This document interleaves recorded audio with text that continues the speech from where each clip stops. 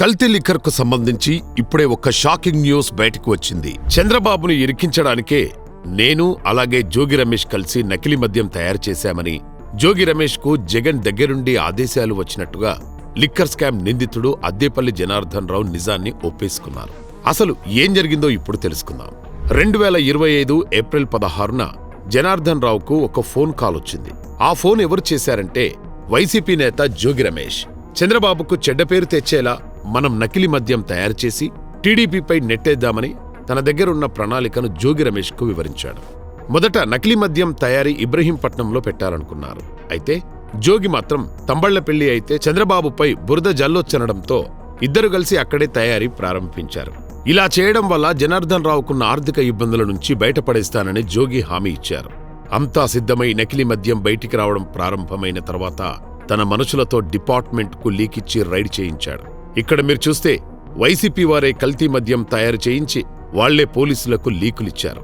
ఎప్పుడైతే కల్తీ మద్యం వార్త వచ్చిందో చంద్రబాబు అలర్ట్ అయి భాగస్వాములుగా ఉన్న ఇద్దరు టీడీపీ నేతలను వెంటనే పార్టీ నుండి సస్పెండ్ చేశారు. అప్పటికీ చంద్రబాబుకు తెలియదు ఈ కల్తీ మద్యం తయారీ వెనక ఉన్నది వైసీపీ వారేనని. ఇప్పుడు మరో ప్రాంతంలో కూడా ఇలా రైడ్ చేయిద్దామని జోగి రమేష్ సరుకును తంబళ్లపల్లి నుంచి ఇబ్రహీంపట్నంకు తెప్పించి అక్కడే ఉంచారు. తర్వాత పోలీసులకు లీకిచ్చి రైడ్ చేయించాడు. సాక్షి మీడియాను కూడా ముందుగానే అక్కడ ఉంచాడు. ఆ తర్వాత జనార్దన్ రావును ఆఫ్రికాకు పంపించాడు. దొరికితే అన్నీ నేను చూసుకుంటా, బెయిలిప్పిస్తా అని జనార్దన్ రావును నమ్మించి చివరకు హ్యాండ్ ఇచ్చాడు. ఈ మొత్తం వ్యవహారంలో ఇద్దరు టీడీపీ నేతలు ఇరుక్కున్నారు.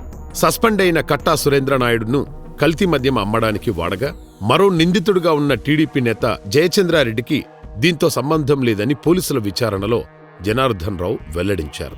ఇక్కడ చాలా తెలివిగా చంద్రబాబును ఇరకాటంలో నెట్టడానికి టీడీపీ మనుషులను వాడుకున్నాడు జగన్ జోగి రమేష్.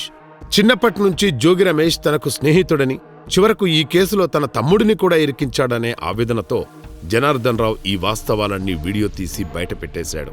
గత 5 ఏళ్లలో జగన్ చేసిన అతిపెద్ద దోపిడీ లిక్కర్ స్కామ్. ఇంచుమించుగా జగన్కు చేరిన వాటానే 50,000 కోట్ల దాకా ఉంటుంది. ప్రజలకు కూడా స్పష్టంగా తెలుసు. ఇప్పుడు జగన్ అవినీతి గీత పక్కన పెద్ద గీత గీసి బాబును కూడా అవినీతిపరుడిగా ప్రజలకు చూపిస్తే జగన్ దోపిడిని ప్రజలు మర్చిపోతారనేదే జగన్ అసలు కుట్ర. చివరకు దొరికినప్పటికీ తనకు మట్టి అంటకుండా చాలా తెలివిగా జోగి రమేష్తో ఈ కల్తీ మద్యం కథ మొత్తం నడిపించేద్దామనుకున్నాడు జగన్.